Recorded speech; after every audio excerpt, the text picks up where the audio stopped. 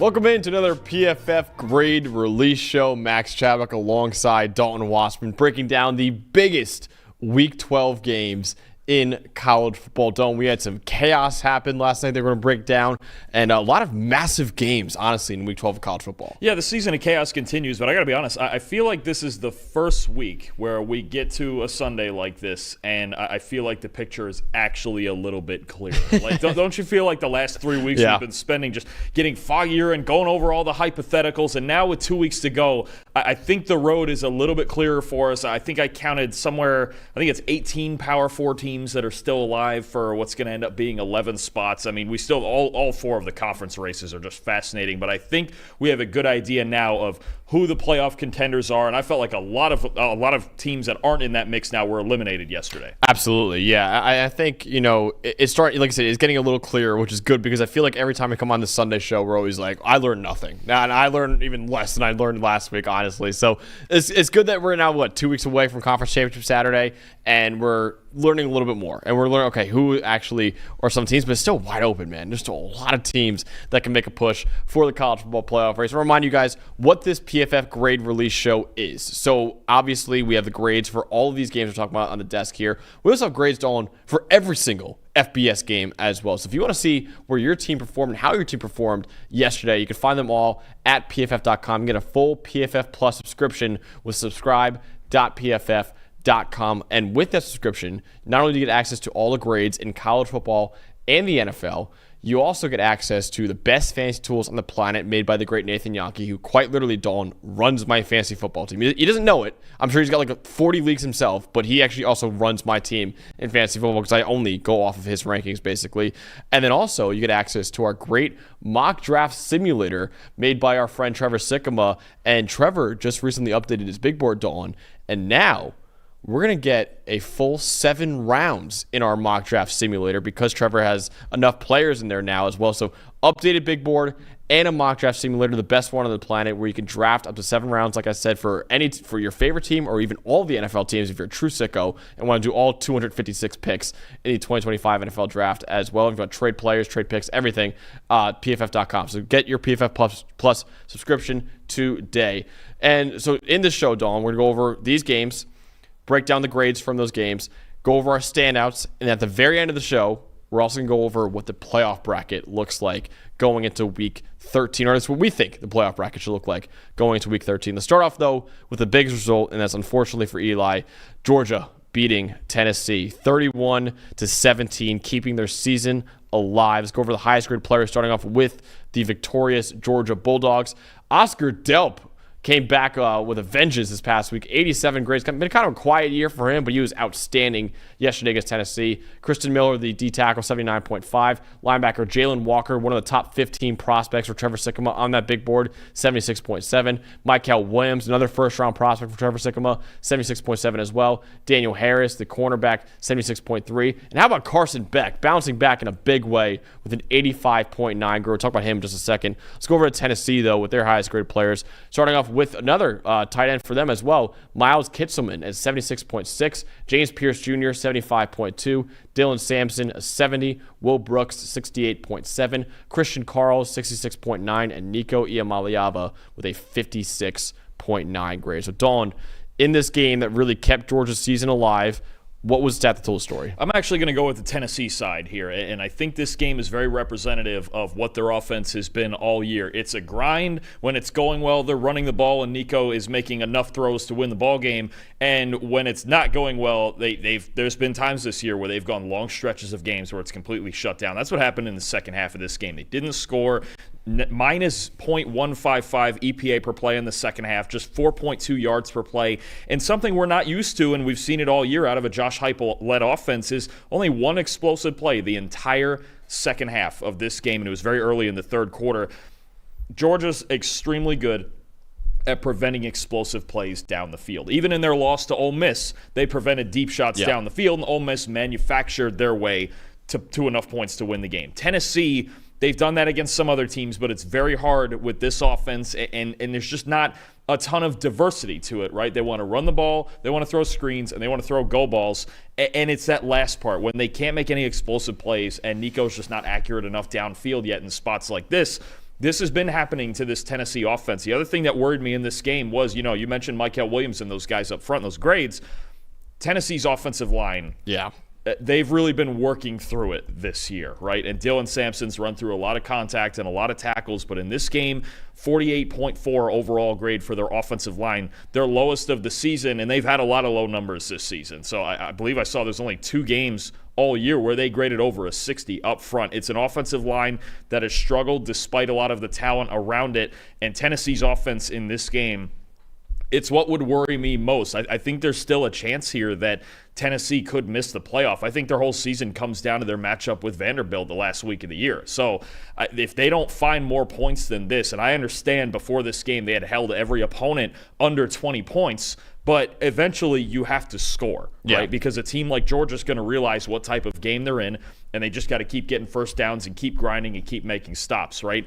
Tennessee's offense is very inconsistent, and you saw it in this game. This game was tied at 17 at halftime, and then they just couldn't get anything going in the second half, and Georgia just kept making stops and kept grinding away at it. So you go from one quarterback in inconsistent offense that did not perform well, Nico Iamaleava. I'm going with the quarterback that did perform well, even though he's been inconsistent all year, in Carson Beck. 83.8 passing grade is my stat for Carson Beck in this game. Dalton, he's only had 2 other games with an 80-plus passing grade, even a 70-plus passing grade at all this year. It was against Auburn and Mississippi State. And I love Zach Tantillo. He's staying with me right now. But let's face it, those are 2 of the lesser teams in the SEC this year. Tennessee has one of the best defenses in college football, and yet Carson Beck still performed really well against them. He had 3 big-time throws, 1 turnover-worthy play, 24 for 39 for 328 yards, 2 touchdowns, and 0 interceptions. 0 interceptions. That's huge for Carson Beck when, again, the last time he threw 0 picks was against Auburn in Week 6, right? So it's been a long time since Carson Beck has been unblemished in terms of throwing interceptions. Also, how about he ran for 29 yards and a touchdown as well? He was doing really well getting outside the pocket. We never really see Carson Beck do that much. Only 5 negatively graded plays all game for Carson Beck against Tennessee. Like I said, he had a sub-60 passing grade in 3 straight games. Just a big-time bounce-back game against an elite defense with your back against the wall, your season is on the line, and your most important player in Carson Beck just really performed like the guy we thought he was going into the year. He looked like last year's version, honestly. He was poised. He was deadly accurate. Really good decision-making as well.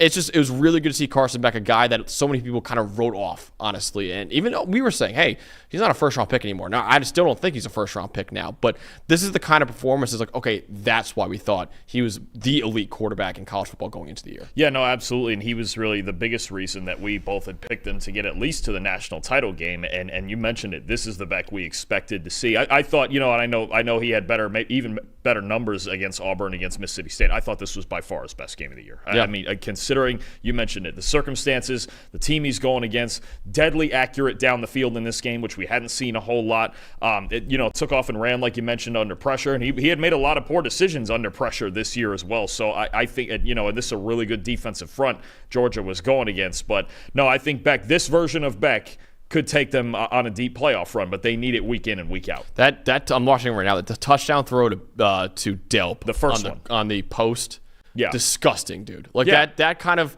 just timing and accuracy on that, like that is Carson Beck. That is exactly who we thought he was going into the year, at least. And I remember that play. I'm going, oh, okay, we got Carson Beck. And confidence. Game. I think over the last few games, you could see his confidence was shaken. It just, when you see him throwing balls, leaning away from defenders and just putting balls into traffic that we never saw him put into traffic last year. And I understand. Again, we've talked about without Brock Bowers and Ladd McConkey, it hasn't been as easy for him this year by any means. But you saw him last night throwing with confidence, throwing with conviction, and that's something we hadn't seen the last few weeks. That was an anticipation throw too. Yeah. And sometimes when your confidence is not there as a quarterback, you need to see guys open. He didn't see him open. Delp was not open at that point, and he still threw it in the perfect place where he knew Delp would be. So outstanding performance by Carson Beck. But Dalton, for you, outside of that, what was the most impressive part of the Georgia victory? Well, you mentioned one of the guys, and there's really 3 of them that are involved here with Oscar Delp, Ben Urosic, and Lawson Lucky. They combined for 9 catches, 127 yards, and the 2 Oscar Delp touchdowns. And I think it is no accident at all that Georgia finally got these tight ends involved. We thought there was a chance it could be the best tight end room in the country, right, going into it. And they set season highs in all of those stats this year. It's just not it's what they need to get to, because they're not a loaded wide receiving core, right? They need to use multiple tight end sets. They need to get these guys out in the slot and working from different spots. And this is really, to me, this is the first time that this was the biggest game, especially I think of his career, of Oscar Delp, because he can be a weapon. He's not Brock Bowers, but we thought coming into this year he'd be a legitimate weapon for them, like he was in this game. Now they finally got into this. I think you're going to see more of these multiple tight end sets going forward, and this is where Georgia has to lean, because throwing out on the perimeter has not worked much for them this year. And just really against really good safeties at Tennessee as well. Yeah. And it reminds me like the Moneyball quote where it's like, you're trying to replace Giambi. Like, you're trying to replace Brock Bowers, the greatest tight end of all time. You don't got to do that. You got to rebuild them in the aggregate. And that's what they got. They got the aggregate. They got a few tight ends now that can make up for the production of Brock Bowers. 9 for 127 and 2 touchdowns. That's Brock Bowers. Probably a line that Brock Bowers would put up, and he did, right? Yeah. But if you get it out of all of them and having it from multiple different spots, and these are all guys that can line up anywhere on the field. They're not just inline guys, right? You could have one in line and one in the slot, or one out wide, or however you want to do it. But I don't think it's any coincidence that this offense worked its best when they finally got all three of these tight ends involved. Yeah, so they can't replace Brock Bowers, but they can rebuild them in the aggregate, basically. It's what Georgia did yesterday against Tennessee. I want to talk about the interior offensive line, Dalton, which I think is the best interior offensive line that we have in college football, because the tackles for Georgia, and this is still an issue, they did not perform well against Tennessee. And obviously, Tennessee's got outstanding. James Pierce Jr. is going to be a first-round pick, probably. Joshua Joseph's a really good player as well on the edge. But Georgia's interior has been outstanding this year, and really why the O-line as a whole has been outstanding this year. Jared Wilson, the center, and then two guards, Tate Ratledge and Dylan Fairchild, only allowed one pressure combined on 123 combined pass blocking snaps, 41 snaps each for each of them. Only one other time was any one of those three players beaten on a rep either. Remember, we talked about how there's some times where Beck gives rid of the football very quickly. So even though the defender beat the guy, he doesn't get a pressure because he got rid of the football quickly. We only lost one other time. So really only two losses all night against Tennessee. And that's important to note because Omar Norman Lott, the D tackle, if you look at PFF's big board right now, he's a top 25 prospect. So you're going up against a potential first-round pick at defensive tackle in Omar Norman Lott, and he can do anything against its interior offensive line. Because right now, Norman Lott leads the nation in pressure rate and pass rush win rate for FBS D tackles. They got to figure it out at offensive tackle, and that's a storyline we'll keep an eye on for the rest of the season. But with this interior, with Tate Ratledge now healthy, this is the best interior offensive line, I think, bar none in college football. No, absolutely. And interior protection is so big when you're talking about a true pocket quarterback like Carson Beck and him needing to be protected. We've talked about the difference between his clean numbers and his pressured numbers. And it's a huge factor. It's the reason they still stand a huge chance, is because Carson Beck, when he's clean, is still really good. Yeah. And that interior protection is going to protect him more often than not. You mentioned it. Obviously, some struggles at tackle. It's been a little inconsistent. But as long as those three guys on the inside are there, they're going to stand a chance. And how about, like, Jared Wilson, dude? We haven't talked about him a lot this year, but, like, Cedric Van Pran's a very hard guy to replace. And Jared Wilson has been one of the best centers in college football this year immediately. Like, so shout out him as well. Because we knew Ratledge and Fairchild that they were two of the best guards in the country, but center was a question mark. Jared Wilson has answered all those questions this year. He's been one of the best centers in America. So Georgia keeping their season alive, and now all they got to do is beat UMass and beat Georgia Tech. And obviously the Georgia Tech Yellow Jackets, nothing to look over. And maybe not the UMass Minutemen either, but Georgia starting to look very, for a team that we thought was on life support for the college football playoff, they're looking very strong for the college football playoff now, beating Tennessee. Let's go to the next game, though. That is Kansas beating number 6 BYU, handing the Cougars their first loss of the season, 17-13 in a late-night game. Start off with the highest-graded Jayhawks in this one. Their highest-graded player was offensive tackle Bryce Cabeldew with a 79.9 grade. Linebacker J.B. Brown is next at a 76.9. Marvin Grant, 75.3. Dean Miller, 73.9. Luke Grimm, 71.3. And then Jalen Daniels, the quarterback, at a 70.6. Let's go over to BYU with their highest graded player, starting off with cornerback Jacob Robinson, 77.8. Raider Demooney, 74.9. Harrison Taggart, the linebacker, 74.2. Tyler Batty, 72.6. Tanner Wall, the safety, 71.2. And then our guy Jake Retzloff with a 68.8 grade. So Dalton, in BYU's first loss of the season, what was the stat that told the story? So I had a gut feeling this could happen, right? And I even picked it on Tuesday. But the way I thought it was going to happen if Kansas was going to win this game is that Jalen Daniels would come out and dominate like he did against Iowa State. He had 5 big-time throws in that game. I thought it would be a shootout, and Kansas just went in and outscored them. That didn't prove to be the case. Actually, Kansas outside of a couple sequences, the first drive of the game, obviously the Jalen Daniels punt that turned things upside down late in the game. But I think, for me, this is a game actually of BYU and missed opportunities. They easily could have won this game. And first of all, let's start with this. By no means is BYU's season over. They still control their own destiny. I think the only thing they lost here was probably an opportunity to get an at-large. Yeah. You know, our 12-0 and then 12-1 scenario. And I tweeted this out last night. This game confirmed the Big 12 would only be getting one team in the playoff now. Yeah.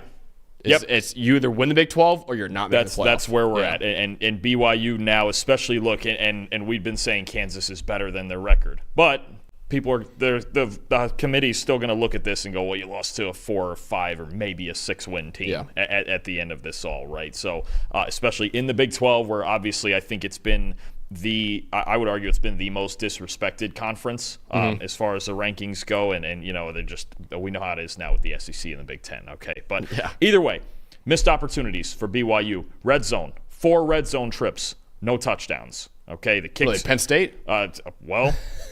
This is how these games can be lost, especially tight defensive games. If you don't go from 0s and 3s to 7s, then you've got a problem. 4 red zone trips, 2 field goals, the interception on the goal line fade at the end of the first half. That was a deflating. It happened last week too, didn't it? On a 2-point conversion, it did. Yeah, and they're throwing to a tight end against Mello Dotson, one of the best corners in the country. I'm just not sure. And Restloff's like you said it to me last time we were watching the game together. Like, he's just not accurate in those throws. That's just not his. It's not really in his toolbox. The goal line fades. I really don't understand why most teams still do it. That's not just a BYU thing. It's one of the least efficient plays in football. Yeah, it only gets completed like 24% of the time or something. But okay, so you had that, and then you had the series at the end of the game where they worked their way inside the 20 on a potential game-winning drive, you know, and a speed option on 3rd down, then a false start, then a 4th and 11, and 4th and 11 is a hell of a lot harder than 4th and 6. But I want to highlight the fact that this red zone problem is not just this week. It's actually their last 3 games, okay? The UCF game, and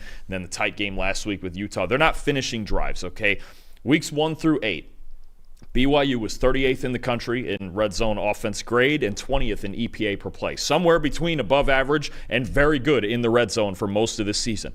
Their last 3 weeks in the red zone, they're 131st in offensive grade and 127th in EPA per play. They are working just fine between the 20s, and they're not finishing drives. And anytime you're not finishing drives, these are the types of upsets that can happen. It almost happened last week against Utah, and they obviously pulled a miracle at the end, and it certainly happened last night against Kansas. When you go 0 for 4 in the red zone, you leave the door open to lose a close game like this. So I think that's where BYU look to. I think fundamentally there's a whole lot of things wrong with them, and you know, because people are freaking, you know, I'm sure there's people freaking out. Look, the frauds are exposed, this and that.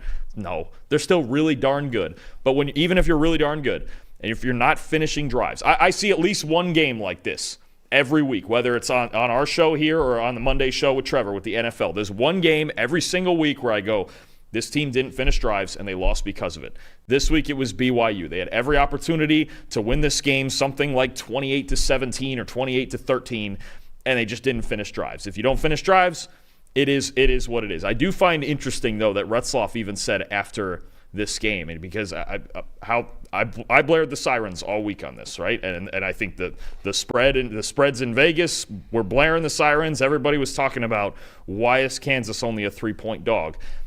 They're good. They're a good team with a bad record, right? And Retzloff had said, he goes, yeah, we didn't have a great week of practice. We didn't have the most attention to detail. He said it right after the game, and I go, these are the things you can't overlook. Because teams are coming in here hungry. Kansas is still trying to get into a bowl game. They know they've lost a lot of these types of games, these tight games, where earlier in the season they probably give up the losing touchdown on the last drive. You have to respect every opponent you play. And if you don't do that, these are the things that just little details. Again, a goal line fade play call where a bad ball is thrown, or the end of the game where a false start really probably hurts you because 4th and 6, the Jalen Daniels or punt. A Jalen Daniels punt where things just get kind of weird. Like, these are the little things that can happen, and these are the things that it takes for an upset to happen. So we didn't get here the way I thought we would get here, but I think it's a day of missed opportunities for BYU, especially in the red zone. It absolutely is, honestly. And my sense of the story is Jake Retzloff, a 51 passing grade against the blitz. Exactly what I talked about in the preview, Dalton, was that entering the week, Retzloff had the 6th best passing grade in the country when there wasn't a blitz. He's 115th when there is a blitz. Because he told us in the interview, because we actually asked him that question, like, hey, you have like one of the best passing grades in the country when there's not a blitz. Like, what is it about a standard rush that you just love going against? He goes, it's so easy to diagnose what coverage they're in. He's like, I know exactly what they're going to do, and I know how to beat it then. But when there is a blitz, obviously defenses disguise coverages a lot more when they do that. And he confuses him a little bit, obviously. And it confused him yesterday against Kansas. He 6 for 10, 79 yards, and that interception in the end zone, Dalton, was also on a blitz as well. So only a 51 passing grade, a 45.4 passer rating. Now, Kansas didn't blitz him a lot, and that was something I talked about in the preview as well, is like Kansas does not blitz that often. They probably should do it a little bit more. They only blitzed him on 10 of his 31 dropbacks. It wasn't like they blitzed him a lot in this game, but it still got the job done against Retzlaff, honestly. He played well, honestly, when there wasn't a blitz either. So speeding up Retzlaff works. Like, he has improved in so many ways this year, but the one area he's still kind of struggling with this year is when there's pressure and when there's a blitz. When the defenses do really try to speed him up, he's not as good right now. So I think that's kind of the game plan that a team like Arizona State should employ next week against BYU. It's like, hey, let's get after this guy. Let's make sure he does not have time to diagnose, because he's a very, very intelligent quarterback.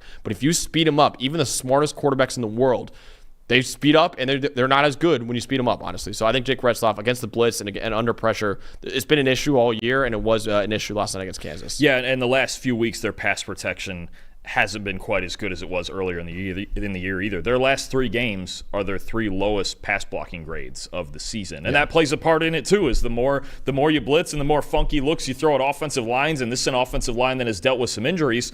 You know, they got to communicate. They got to pick these things up. It's part of having that continuity up front, is to pick up those blitzes. So all the way around, I think it's something they have to get better at as a unit. Yeah, and Jalen Daniels, by comparison, so Retzlaff was 51.6.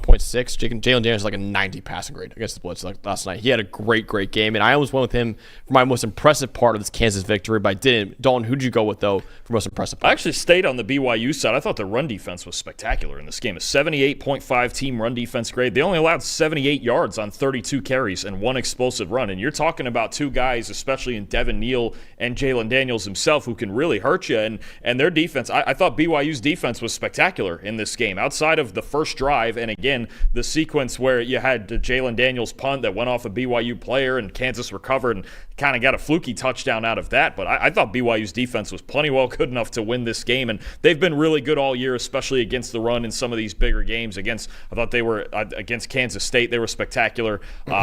This game, I mean, I think still the same keys hold, right, is for me in the Big 12. What I've said all year, run defense and quarterbacks. They just got to help their quarterback out a little bit more, protect him a little better, figure out a plan for these blitzes. And look, BYU, they still control their own destiny, right? Oh, yeah. And if they keep playing defense like this, they just finish drives, they can still very well win the Big 12. This is a setback. It's a setback when it comes to, you're not going to get an at-large bid now. It's just not going to happen. The SEC, it's going to be loaded with SEC teams and all of that. But it's all right in front of them. You bounce back. You got a tough game next week, and we're going to go over the team they're playing, but it's still right there. You get 3 wins, you're going to the playoff. Absolutely. My most impressive part, I wanted to go Jalen Daniels, but I actually found something different on. The Kansas coverage unit was really good yesterday. 77.4 coverage grade as a team. 192 yards allowed, had an interception, 3 forced incompletions. Kobe Bryant and Melo Dotson, the top 2 corners for Kansas, only allowed 55 yards all game between the 2 of them. And of the 8 defensive players who played at least 15 coverage snaps, 6 of them earned coverage grades above a 65. There wasn't really anyone special that was outstanding yesterday in coverage, but they just played great team football, did not make many mistakes on the back end. And most impressive part, Dawn, I mentioned before how Retzlaff, under pressure and when blitzed, he's not as good. They actually didn't get him under pressure that much. He was only under pressure on 9 of his 31 dropbacks, and usually when that happens, he will pick defenses apart. Not Kansas, though. Their coverage unit really came to play yesterday, so I want to shout them out as my most impressive part of the victory for them. Yeah, no, I understand that. I told you. I mean, Dotson and Bryant, it was a really good matchup against Chase Roberts and Darius Lassiter, and for the most part, they got the better of it. I just want to shout out Jalen Daniels as well. He had like an 80-plus passing grade. The numbers didn't look great, but 80-plus passing grade, and then also the punt at the end that went off a BYU player, a muff punt that ended up going to Kansas, and they scored a touchdown right after that. Then obviously that didn't happen. They wouldn't have won the game. So Jalen Daniels, not only as the quarterback of the team, but also as special teamer a little bit as well, getting the a huge punt for them as well. So let's go over the next game, though, after BYU suffers their first loss of the season, and Oregon beating Wisconsin 16-13 in a much closer game than I think a lot of people anticipated for the number one team in America. Start off with the highest grade players with the Oregon Ducks. Linebacker Bryce Betcher, the star baseball player as well for Oregon, 89.1 grades. Had a great year at linebacker all year for them. Josh Connerly Jr., the offensive tackle, 81.4. Jamari Caldwell, the defensive tackle, 81.1. Tatum Tuioti with a 79.5. Jordan James, 76. And Dylan Gabriel with a 72.2 grade. Let's go over to Wisconsin with their highest graded players. 3 highest grade players were all in the secondary, which makes sense because that's really where they shine all year. Hunter Waller, 71.8, Austin Brown, 71, and then Nazir Forkerin with a 70.9, Christian Allegro at a 69.6, Preston Zachman, 67.4, and then Braden Locke, the quarterback, with a 46.5 grade in the close loss for the Badgers. Don, I'll start off with my set tells a story here. That is Oregon EPA per pass, negative 0.138. This is the worst mark for Oregon in terms of EPA per pass, basically how efficient their passing game has been. Their worst since their week 1 loss to Georgia 2 years ago. In Bo Nix's first game at Oregon, when they lost 49-3, that was the last time they had an EPA per pass worse. And even that was negative 0.141, which is not that far off than what we saw yesterday from Oregon. A 66.6 passing grade from Dylan Gabriel, second worst of the season. Only Michigan State was a worse passing grade for him. 63.9 receiving grade is fourth worst of the season. This Wisconsin secondary, without much of a pass rush, did an outstanding job against Oregon. A lot like the Kansas, honestly, where Kansas didn't have much of a pass rush, but still the secondary played really well. Wisconsin the same way, honestly. Only 1 sack, 1 quarterback hit on 35 attempts from Dylan Gabriel. Really, Tez Johnson was out last night, and you could feel it. They desperately needed him back, and they survived this game. They're going to need Tez Johnson back in the Big Ten title game and obviously in the college football playoff as well. Yeah, I think one of the themes that I've seen with Oregon's offense, as good as they are this year, I'm going back to it 2 games in a row, is they don't finish drives. They struggle in the red zone. They struggle to finish drives. And I was, to your point about Dylan Gabriel, I think I saw he has a passing grade around a 51 in the red zone this season. That's just where it's been a struggle for Oregon. As a team, they're 8th in the country in offensive grade before they hit the opponent's 20. They get inside the red zone, drops to 83rd.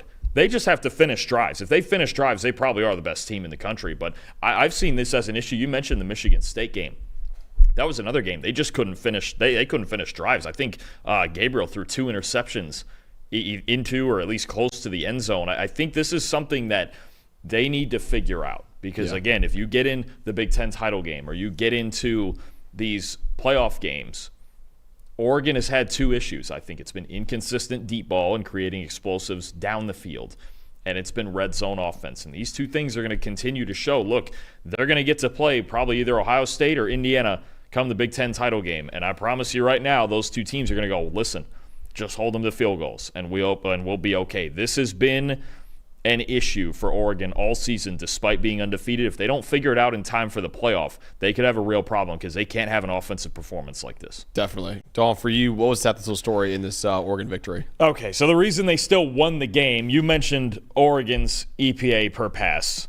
Well, Wisconsin's was literally almost 5 times worse than that. And the reason Wisconsin just can't win games consistently as usual is because they don't really have much in their passing game. A minus 0.641 EPA per pass. So almost 5 times worse than the number you mentioned for Oregon. Braden Locke at 48.1 passing grade and just 96 yards on the night. 43 of them on 1 go ball to Vinny Anthony in the second quarter. I mean, Wisconsin, they just can't. That's just where we're at with Wisconsin. The pass protection's great. It's a Penn State game too. They just can't can't. They're 118th in the country in passing grade this season. Braden Locke, the last 3 games during this 3-game losing streak, has a 37.3 passing grade. And we knew it was going to be rough when Tyler Van Dyke got hurt against Alabama.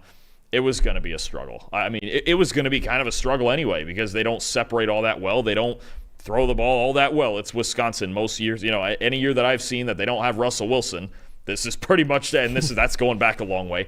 This is what it's been with Wisconsin's passing game. So it was the reason that they lost this game. When they were up 13-6, you felt like they had to keep it 13-6, and it's very rare that you're going to hold Oregon to 6 points. they can't throw the ball. Obviously, Oregon struggled to throw the ball, but Gabriel made enough plays, especially on the touchdown. Actually, on the touchdown drive that tied the game, and then Oregon scratched their way to a win. But Wisconsin's just complete inability to throw the ball is what lost him another game. Yeah, definitely.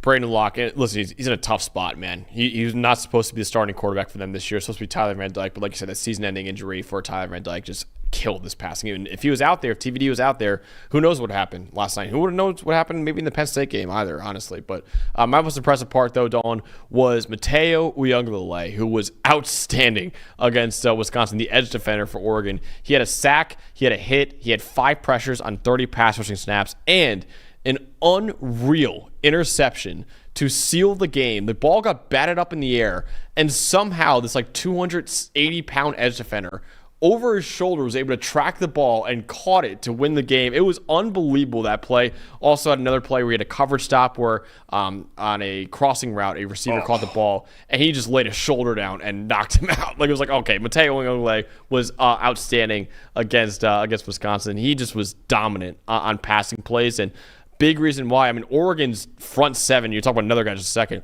their front seven dominated in this game, and Mateo Uiagalelei was a big part of it, and the guy you're about to talk about is a big part of it as well. It's a really good front seven. I think something we haven't talked about enough is how good they are. Jamari Caldwell with a great game inside, too, but I want to highlight the linebacker you talked about at the top is Bryce Betcher. I just love watching him. He's one of these gritty middle linebackers who maybe he doesn't have a ton of traditional stats, but he racks up tackles, he flies to the football, and he is, I think he's a leader of this defense. And look, 9 tackles in this game, 3 stops, only allowed 1 catch for -1 yard, got his 4th pass breakup of the season. Bryce Betcher, especially on early downs, has been a monster this year. Max, he's the 4th highest graded linebacker in the FBS right now. Ooh. This isn't just he's a baseball player who's pretty good at football. He's one of the best linebackers in the country. And I don't know how good he is at baseball. If he's really I've just pulled up a his stats. Star like that. Oh boy, he batted 276 last year with 12 home runs, 35 RBIs, 500 slug percentage.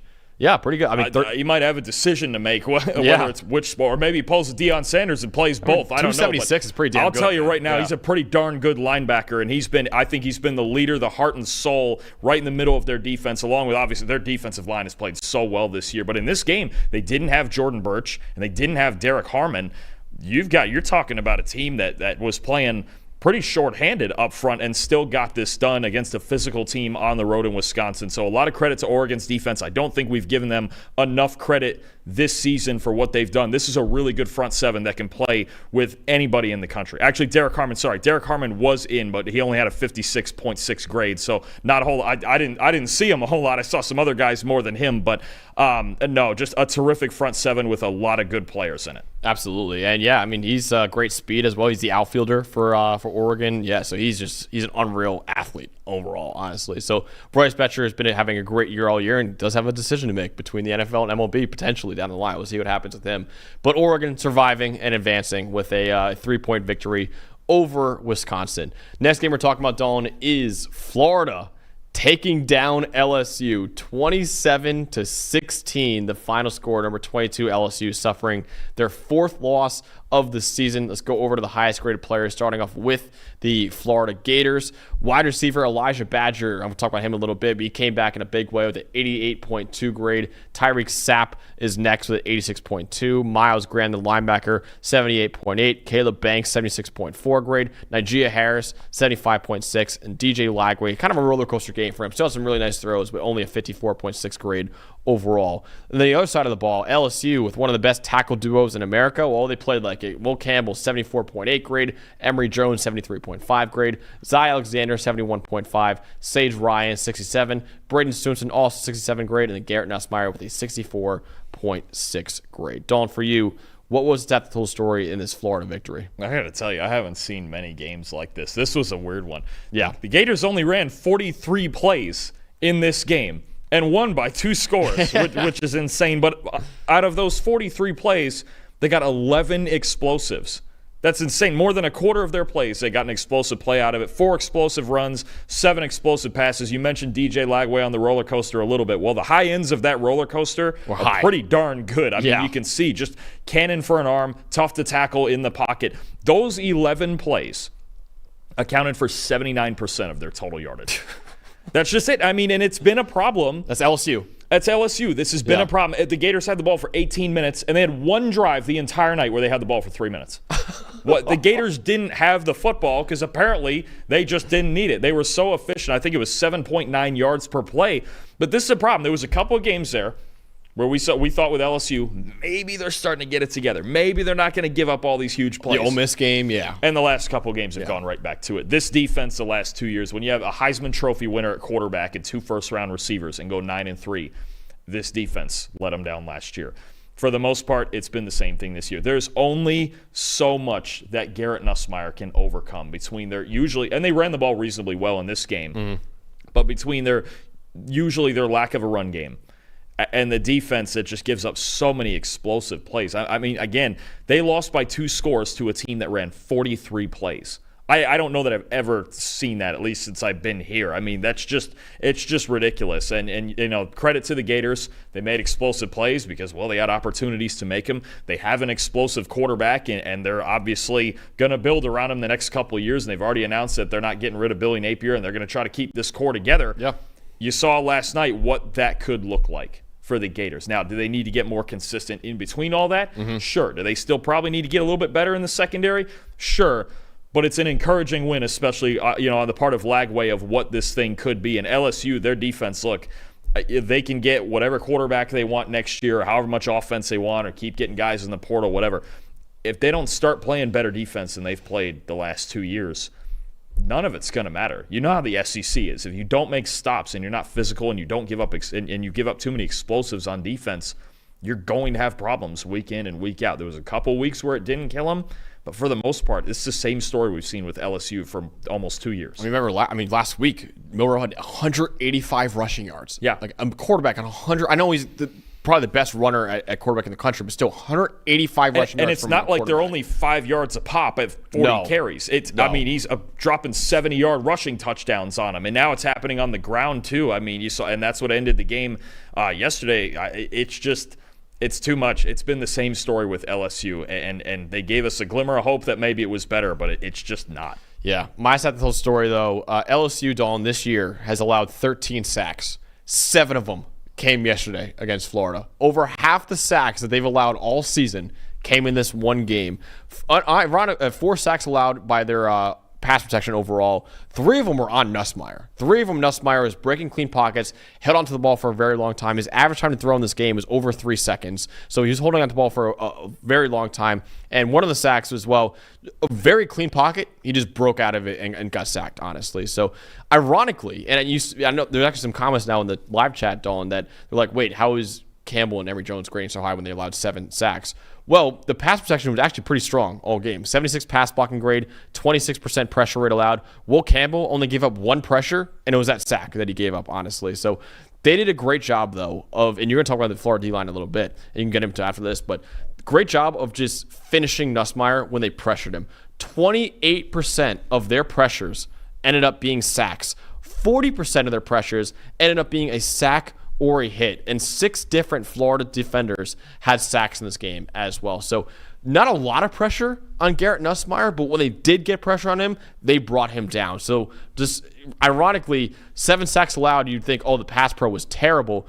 No, actually wasn't that bad, but they just did a great job of corralling Nussmeier and bringing him to the ground when they got him. Nussmeier with his second highest average time to throw of the season. There's going to be at least a good chunk of those sacks that were on him. There was several plays where he was holding the ball too long. And that Gators defensive line, like you mentioned, there's so many guys we could talk about. You saw Tyreek Sapp and Caleb Banks in the top 5. Guys like Desmond Watson on the inside, right? They had 14 defensive linemen play in this game. And if you want to know how a defensive line survives and stays so effective in a game where their defense was on the field for 42 minutes and 93 plays LSU ran offensively, well, they stayed fresh because they had this big rotation of guys, okay? Like 3 different defensive lines they had out 14 of them played. Yeah. 10 of those 14 graded at least a 63. Ooh. So you talk about, a 60 in our grading system is like the net neutral traffic cone, like just not really noticing anything positive or negative. Think of it this way.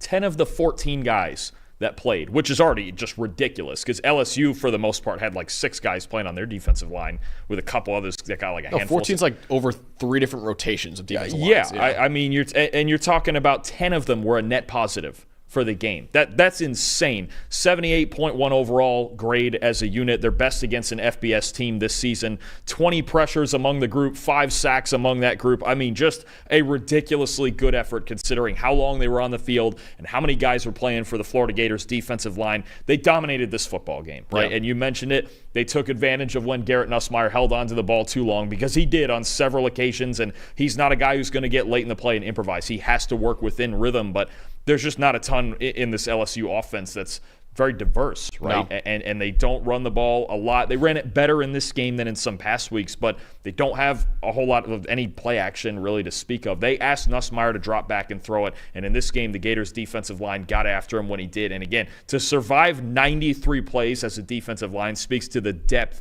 of what the Gators used in this game. They had a spectacular day. And shout out the secondary, too, because they obviously have had a rough go of it the last 2 years, Florida secondary has, but they covered long enough to make Nussmeier hold on to the football and let their D-line get home as well. So shout out to the secondary. The whole pass defense, it was outstanding, honestly, for Florida in this game. I'll go to the passing offense, though, for my most impressive part, Dalton. Elijah Badger, who missed last week against Texas and made a triumphant return this week against LSU. 87.4 receiving grade, 6 catches on 10 targets for 131 yards and a touchdown. Beautiful back shoulder catch for that touchdown grab as well. He averaged 5.95 yards per route run. For every route he ran, he was basically getting 6 yards on it. 45% target rate. This is a guy, Dawn, that we thought, okay, with Shamir DK, they'd be behind Eugene Wilson, Trey Wilson, and they'd be like number 2 and number 3 guys. Badger is the guy for this Florida passing game this year. He is the guy DJ Lagway is looking for right now, not Trey Wilson. Still a very good player, but Elijah Badger, Trevor Sikkema added him to the big board as well. He has been having a really, really good year for Florida, and he's been a very reliable player for DJ Lagway, who you need that for a young quarterback, honestly. So shout out to Elijah Badger, man, because they were relying on him a lot. Like I said, on 45% target rate, on almost half of his routes, he was getting targeted out there. So Elijah Badger, shout him because he was outstanding against LSU, and he's been outstanding for the Gators all year. And they've had to find a number 1 weapon like that with Wilson out with injury, and Badger, if he's going to be that guy that steps up the rest of the way, and I think this is a Florida team now playing like this. You go, okay, they're playing Ole Miss next week, game we're going to preview. Yep. Don't take it lightly. We just talked about it with BYU and Kansas. Don't take any of your opponents lightly this time of year because they're all coming to play, and the Gators also trying to make a bowl game. I know they got the game with Florida State to go, but they want to assure that even going into that, it's going to be a tough game for Ole Miss next week if the Gators play like this. It absolutely will. Let's get to the next one, and that is Colorado, number 17 Colorado, dominating Utah, 49-24. Let's start off with the highest graded Buffaloes in this game, starting off with true freshman receiver Draylon Miller. I'll talk about him in just a little bit. Don't you worry. 81.6 grade. Defensive tackle Tawfiq Thomas, 78.4. Safety Cameron Silman Craig with a 76.1. BJ Green, 74.6. Carter Stoutmeyer, 73.6. And Shador Sanders, 75.1. Let's go over to Utah with their highest grade players. Starting off with the guy that we've been shouting out all year, and it's me a guy to know in the 2026 NFL draft, Spencer Fano. Man, he has been dominating at right tackle for them this year. 83.2 is just a true sophomore. Tight end Carson Ryan, 82 grade. Connor O'Toole, the edge defender, 72.7. Tanoa Togiai at a 72.1. The guard, Lander Barton, 71.6. And then Isaac Wilson with a rough one, 49.8 grade out there. Dawn, for you, what was the depth of the story in this Colorado win? So let's be real. Going into this game, the reason that you're going to pick Colorado to win is the difference at quarterback. Yeah. Okay. One team has a guy that I think is the best quarterback in the country, and the other is on their third quarterback this season or second and going back to him. And Isaac, well, he's a true freshman. He's a young kid. I mean, it's a tough spot against a team like this. It's playing the way they are to go on the road and try to win this game. So let's start with Sanders, the obvious. 31 of 40, 339, 3 touchdowns, an interception on his first throw of the game that kind of made you turn your head a little bit, just like, okay, I get what he was going for on that crosser to Hunter, but I just kind of missed it, like just didn't layer the throw, and Lander Barton picked it off, and he spotted Utah 3 points at the beginning. And credit to their defense. That's the third time this year, actually, that Shador was thrown an interception on the first drive of the game. I think that's 3 of his, 4 interceptions this season, probably, I think it is. Yeah. Right. Like his 3 worst throws of the year have come on the first drives of games, and this was one of them. But again, just like I thought going back to the UCF game when Preston Hodge got the interception in the end zone, their defense stood tall. And they gave up only 3, and they allowed Sanders to bounce back. So for the day, 77.7 passing grade, because that was a really bad throw. But if I take out that one throw, it's an 85.7. And that's what we know Shedeur Sanders to be. It's something Trevor likes to talk about with Joe Burrow, actually on the NFL show, is Joe Burrow's inevitable. Shedeur Sanders is inevitable, okay? Especially if you don't get to him. He's going to shred you. These weapons are now they're adding Miller in as another weapon on the outside. I mean, they just they never run out of receivers. I mean, we got Will Shepard making plays on jump balls. We got Travis Hunter making his plays. I mean, LeJontay Wester was really good as a receiver and a punt returner, had the punt return touchdown. This Colorado team's got so many weapons, but they have the field general and Sanders. You flip to the other side, Isaac Wilson, 53.6 passing grade, 4 turnover-worthy plays, going against a really good defense. Obviously, you're going to need some really good quarterback play to beat this Colorado defense right now. They're raging hot, and I just think the two things I keep talking about is you have Shedeur, you have the best quarterback in the conference, and I know I specifically talk about their run defense. We're getting there, but this defense is rolling, man. This Colorado defense is a different animal. But first and foremost, the massive difference in quarterback in this game. That's what was going to decide it in the first place in all likelihood, and that's what we got. Well, honestly, the only chance I thought Utah even had in this one was to rely on the run game, and they had nothing in the run game in this one. 52.3 rushing grade for Utah in this loss. Dawn, that is the lowest rushing grade Utah's had since 2016, and their opponent in that 2016 game was Colorado. So I think Colorado's got to figure it out against Utah's run game, honestly. But I said in the preview, to stop Utah's offense, because I knew Isaac Wilson, he's having struggles out there, right? He's a true freshman, obviously a 4-star recruit coming out as well. It wasn't like a DJ Lagway, he's a 5-star guy that you think could come in and excel immediately. And even Lagway's, taking his lumps right now as a true freshman.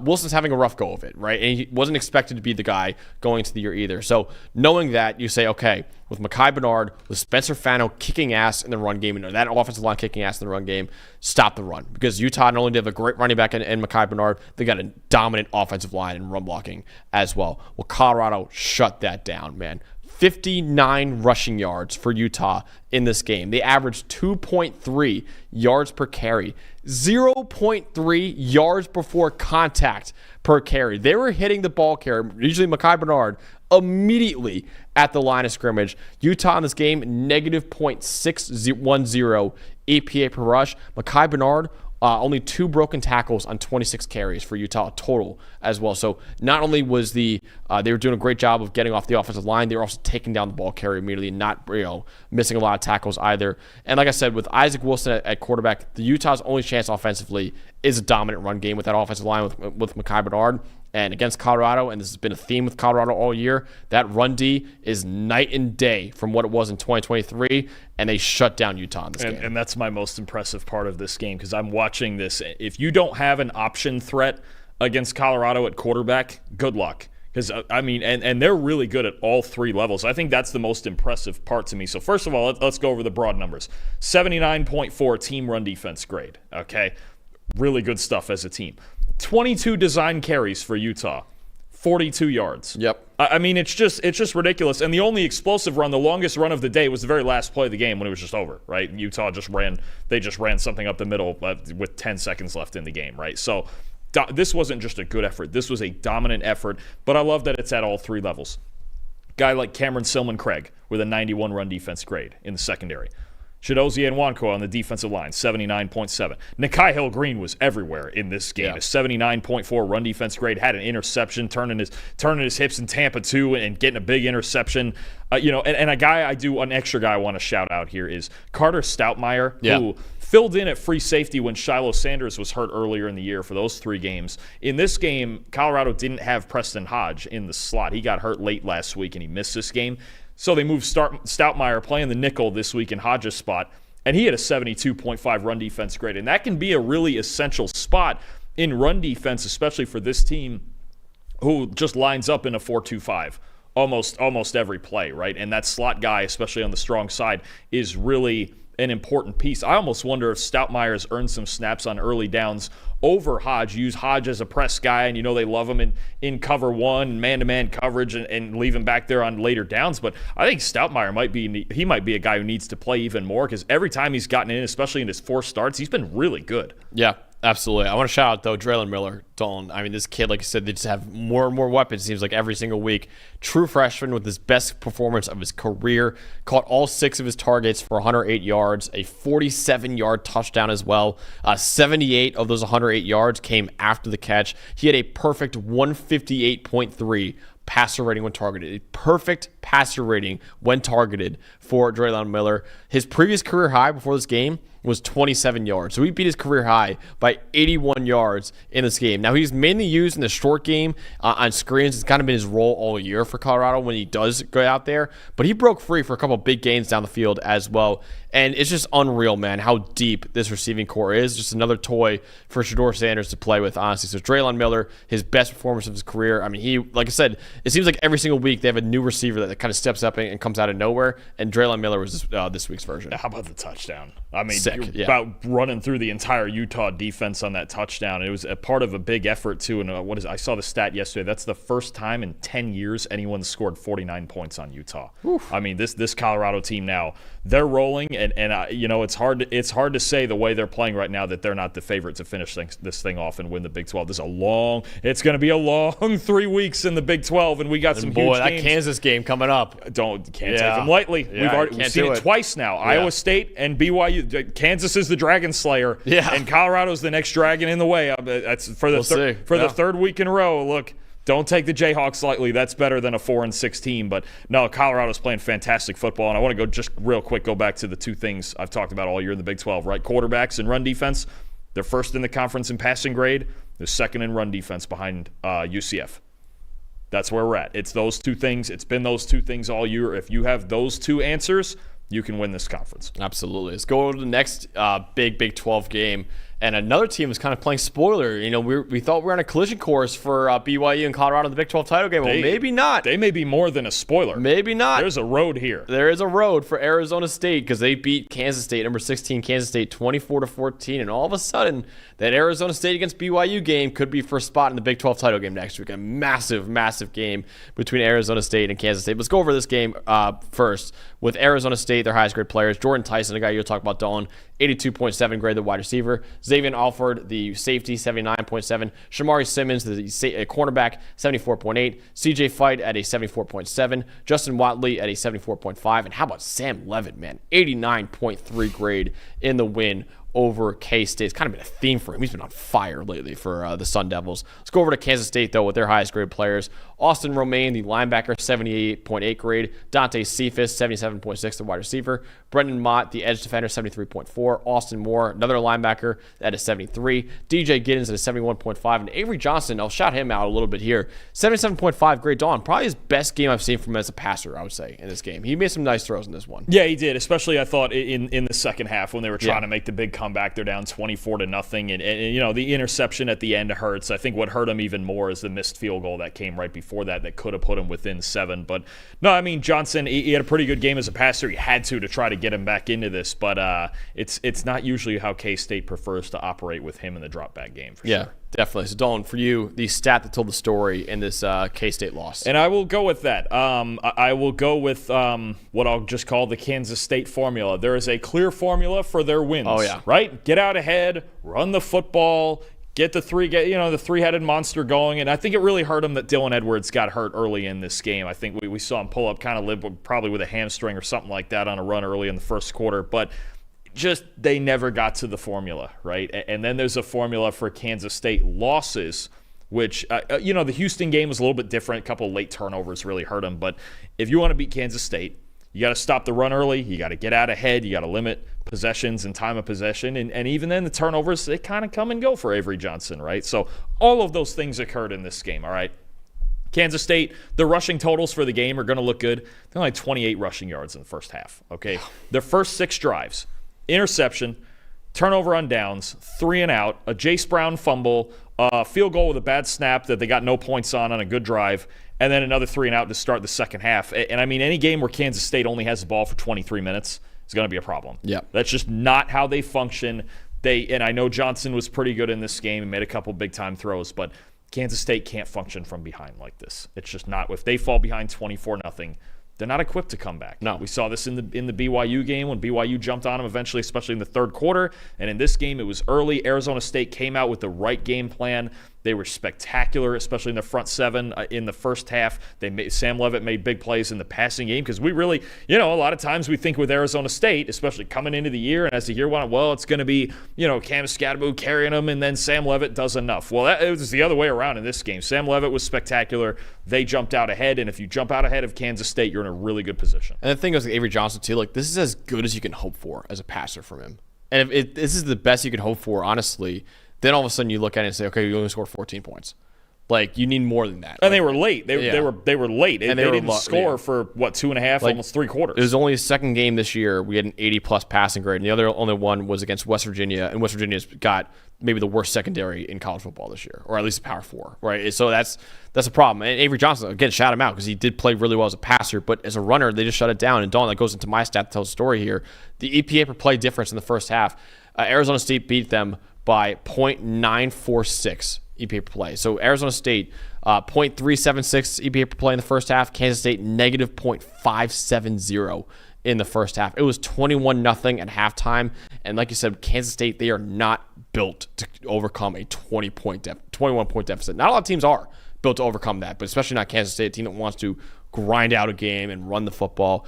Arizona State in that first half, 5.8 yards per play. Kansas State, 3.8 yards per play in the first half. Arizona State in the first half, 0 turnovers. Kansas State, 2 turnovers in the first half. And like I said, 15 carries for 28 yards for Kansas State in that first half. Only less than 2 yards per carry. It's just, you can't do it. That's Kansas State's formula. Like you said, is winning off the run game. You stop that, you're going to beat Kansas State almost every single time, honestly, out there. So they found more of it in the second half, but by then it was too little too late for the Wildcats, honestly. So a little bit of a comeback in the second half, but it was over at halftime, honestly, because we knew 21-0. If you go up by 20 against Kansas State, they are not built to overcome that. No, they just can't do it. Their passing game is RPO and play action. It's not standard drop back. It's just not going to work for them. Yeah, give me the most impressive part, though, of this ASU victory. I'll tell you who can suddenly just drop back and throw the football, apparently, is Arizona State. And I'll tell you what, I'm going to go with the receiver end of this. Jordan Tyson is an emerging star at wide receiver for them. 12 catches, 173 yards, 2 touchdowns, and 82.4 receiving grade. Now, I want to point out his last, I believe it's his last 5 games here, okay, since week 7. He has the highest receiving grade in the country, 88.5. And he's got at least 80 yards in every single one of those games. This is an emerging star, and the one thing I want to say with him is earlier in the year, more of a slot weapon, right, playing in the slot a lot. The last couple weeks, he set new season highs in his percentage of snaps played on the outside. They're starting to move him around the formation more. And it might even be a thing I dig into on the preview. We got to decide which sides of the ball and stuff that we're doing. But this is something I need to look into with Arizona State, because moving Jordan Tyson around in multiple spots in the formation has completely unlocked their passing game. And obviously Sam Leavitt's been fantastic too. But Jordan Tyson, it felt like he was open at will in this game. He was the best player on the field, I thought. Yeah, he was really good. And Leavitt, is an argument for Leavitt too, his quarterback. 88.9 passing grade for Sam Leavitt in this game. 21 for 34 for 272 yards, 3 touchdowns, 0 interceptions. He had a big-time throw as well. Only credit the offensive line as well, because Sam Leavitt held onto the football for an average of 3.3 seconds in this game. So credit to them for holding up, but K-State's obviously pass rush has not been really great all year. Dalton, back-to-back games for Sam Leavitt with an 85-plus grade. He had 0 in his career before this. And essentially, before these last 2 weeks, we talk about Arizona State's offense. We go, okay, how far can Cam Scadaboo take you? Honestly, that's the key. Now you got a legit quarterback in Sam Leavitt. I mean, this kind of quarterback play, they're a dangerous team right now, man. And also, redshirt freshman Sam Leavitt. Young kid, too. This is a guy, Dawn, we're talking a lot about the 2026 quarterback class and how kind of figuring out who's going to be in there. Like, okay, Arch Manning, maybe Nico, if he can improve, can be up there as well. We're going to talk a lot about Sam Leavitt, man. And shout out to Drake Holiday, our guy in the chat, ASU alum, or ASU fan at least. He's saying, hey, this guy might be a pro prospect to watch out for in 2026. And if he keeps playing like this, absolutely is a pro prospect to watch out for. And I want to just say, listen, he's not a guy who's going to make too many jaw-dropping plays. Like when I watched his tape back from last night, not a lot of amazing throws out there, but he's efficient and he's not making any game-losing plays either. So shout out to Sam Lever. Back-to-back games, 85-plus passing grade. He is a major, major reason why, honestly, probably the reason why, with Cam Scatterbo missing last week, they could make the Big 12 title game now because of Sam Levitt. Levitt, that same stretch since week 7 that I've talked about, and he missed one game in there, the loss to Cincinnati when he was hurt. Yeah. He's tied with Curtis Rourke for second in overall grade among quarterbacks in that stretch. Wow. Who's first? Is that this? Who's first? Is it Cam? No, it's Max Brosmer, actually, from Minnesota. Oh, shout out, dude. All playing right. really well Hell for yeah. Minnesota. Yeah. Hell yeah. Yeah, that'll be something we get into this week, too. But, no, it's Brosmer and then Rourke and Sam Levitt tied for second since week 7. And that gives you an idea of how well he's playing. If they're going to play as well as they have the last 2 weeks, we got a real ball game with BYU next week. And again, you got 2 teams. Arizona State doesn't control their own destiny. I was looking into this last night. I believe they need Iowa State to lose another game. The tiebreakers are kind of weird with like common opponents and weird stuff because Iowa State beat Cincinnati last night and then Arizona State lost. And there's some weird stuff with the tiebreakers, but I think they need an Iowa State loss. But Arizona State's very much in the thick of it. And Kenny Dillingham's done just a spectacular job with this team. They're 8-2. It's unreal. Yeah, and they were horrible 2 years ago. Even last year, they played hard last year, but they still only won 3 games. He's changed the entire culture of that team, and now they're talented. And Levitt and Tyson is probably the quietest quarterback receiver combination that we need to know down the stretch of this season. And he's a young guy too, Kenny Dillingham is, and he was a guy that at Oregon, I just loved the scheme he ran with Bo Nix there as the offensive coordinator, and obviously going to Arizona State where he was an alum of as well. It's been awesome to see what he's been doing there. And Drake Holiday is an alum of Arizona State, so shout out to Drake Holiday in the chat. He's always been in the chat for basically all season. And Sun Devils now, man. Dangerous team now. Oh, it's real. I actually think beyond the Indiana-Ohio State game, I think that's the second biggest game in college football next week. Listen, we're not revealing the entire top 25 today, and they'll come out on PFF.com tomorrow morning. Arizona State's in the top 20 now. I'll put that right there. If you have a road to a conference title, you have a road to a playoff. Arizona State going into week 13 is a playoff contender. Hell yeah. This 12, unreal. I was told, Dalton, this 12-team playoff would ruin college football. Yeah, that's what it's on doing. The contrary. Yeah, I think on the contrary. Right. This rules, dude. This rules. We've got BYU and Arizona State, Indiana, and Colorado. Come on now. 12-teamers, awful. What a bad idea. Yeah, NIL is ruining the sport. 12-team playoffs. Yeah. To hell with that, man. Big win for Drake Holiday. Big win for the Sun Devils over Kansas State. Let's go over to another game, Dawn. The only other ranked game besides the Tennessee-Georgia game that we're going to talk about today, South Carolina beating Missouri ball game this in a thriller, man. 34-30 final score. Let's go over the highest graded Gamecocks in this one, starting off with their center, Vershawn Lee, with a 75.7 grade. Joshua Simon, the tight end, has been really a great tight end for them over the last couple of years, honestly. 75.5 grade. Bam Martin Scott, the linebacker, 75.1. Torricelli Simpkins III, 72.6. O'Donnell Fortune, 69.9. And Lenora Sellers, the quarterback, 68.8. Let's go over to Missouri with their highest grade players. Offensive tackle Armand Membu has really been a really good player for them all year. 83.4 grade. Theo Weiss Jr., 78.6 grade. Cameron Johnson, the guard, 74.5. Nate Noel, the running back, 71.3. The other offensive tackle, Marcus Bryant, 70.3. And Brady Cook really battling through it, man. Shout out to him, 73.2. They were saying that he probably wasn't even supposed to be playing out there, and he battled through with all the injuries he had, the wrist injury, the ankle injury, obviously, as well. And listen, this is the last year of his career, right? And he wants to go out on a high, and unfortunately for him, he couldn't get this win over South Carolina. But I want to shout out to Brady Cook, because 73.2 grade is very good against this defense as well, and especially considering all the injuries he's going through this year. It's been a long year for Brady Cook, injury-wise, and obviously his play hasn't been that good either. But shout out to Brady Cook, man, because he's a tough kid, man. What a throw he made to Luther Burden to take a lead late, in the last 2 minutes of this game. Unreal throw to Burden. Unreal catch by Burden. Crazy. One-hander, left-handed. Yeah. I mean, I think due to Missouri's struggles, we've forgotten a little bit about how darn good Luther Burden is. That's still a first-round talent. I mean, there's no question he's going to be one of the first probably 20 guys taken this NFL draft. But what a game this was. Second receiver, right? I mean, depending on what you consider Hunter to be, but yeah, I mean, it's second, third, however you want to put it. Absolutely, at least a top 3 receiver still. I mean, just unbelievably talented. But for me in this game, you mind if I just wrap my whole spiel into one thing here? Okay, so I'll start with the numbers. Okay, South Carolina. What's the usual formula, right? We want to run the ball. You got Rocket Sanders. Play hell of a defense. And they were coming into this game, they were the highest graded defense in the country. Well, they're tied with Texas. It was, I think the two of them were tied. They had their second fewest rushing yards of the season. They had their lowest defensive grade of the season. And you sit there, you think about those two things, and you go, oh, this is going to be a rough one. Missouri won the game, didn't they? If there's a game to be encouraged for South Carolina's future, it is this game. They had their best pass protection game since week 1. They had the best receiving grade of the season. I like that they were getting Nick Harbor especially involved a little more because I'll get into a crazy stat in a second. That's a freak of nature that they need to get involved as much as possible. And I'll give my most impressive to a guy who I've heard plenty about lately on Twitter.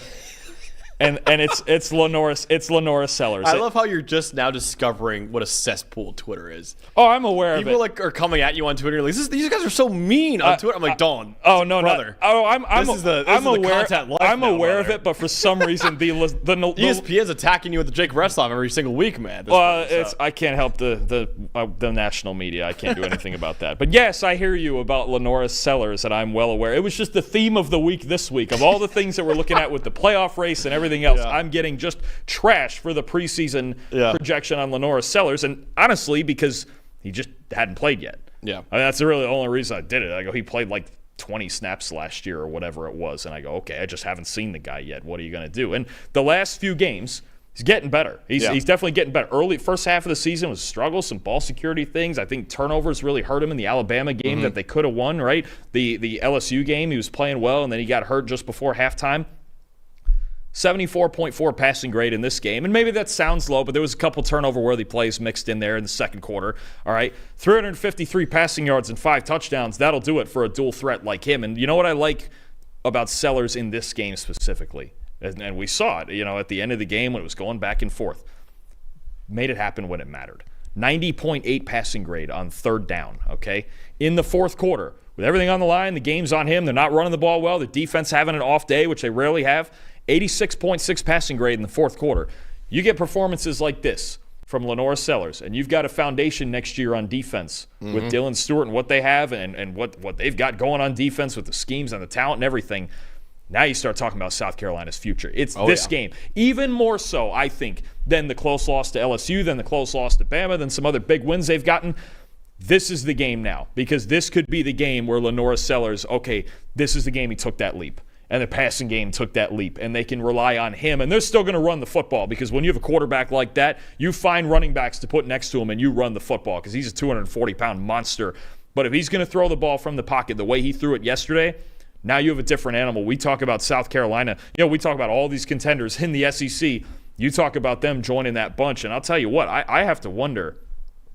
They're not going to – I don't think they're going to make the playoff. I don't think we're getting a 3-loss team. No. But if they go and beat Clemson in a couple weeks, they're going to be one of the first teams out. And we're going to be sitting here going, boy, what if they had just beaten LSU or Alabama? They're one of the first 4 out in the playoff bracket we're going to do. I'll say that. I mean, that's ridiculous. Yeah. I mean, you start talking about maybe if there was a boatload of chaos the last 2 weeks, you go, wait a minute. And I'll tell you what, this is a team I wouldn't want to play in a one-game scenario with this defense. And if Sellers is going to play like this, they're as hot as any team in college football right now. And I know the Clemson game, as far as standings, doesn't matter, and Clemson won't get an at-large. But I'll tell you what, this South Carolina team going into next year, we're going to be talking about them a lot because they're young and they have a boatload of talent. Yeah, absolutely. So Sellers played great, Dalton. But what I will say, South Carolina in this game had 222 yards after the catch. That helps. In this one. That's insane. 63% of Lenora Sellers' passing yards in this game were after the catch. He averaged almost 12 yards per pass in this one. They averaged 10.6 yards after the catch per reception. That's their most yak all season. DeLayvon Campbell had 63 yards after the catch, only 2 catches. Joshua Simon, the tight end, 42 yards after the catch. Jared Brown, 41 yards after the catch. They had 12 broken tackles on catches as a team. And still, you would think about, okay, was it just a lot of short throws and they just, turn off field after that? The average of the target for Lawrence Sellers was 8.1 yards. Like, he was taking shots downfield in this game as well. Just Missouri's secondary had a lot of issues bringing down South Carolina. Dalton, 222 yards after the catch. This is an insane number for South Carolina's receivers. Well, and it's represented even the last touchdown with Rocket Sanders catching a screen and getting it into the end zone. I mean, that's where you're looking right there. I mean, it's another reason where you go, okay, Sellers had a 74.4 passing grade. 2 turnover-worthy plays doesn't help that cause. And I'll tell you what, those receivers were putting in the work too. I mean, it's all the way around, though. You have to love the offensive effort they put in this passing game when their usual priorities, they didn't get to it, right? They didn't get the elite defense they usually get. They didn't get the big-time running game. I think it was 118 rushing yards in this game, which is very low for them. I think it's their second lowest total of the season.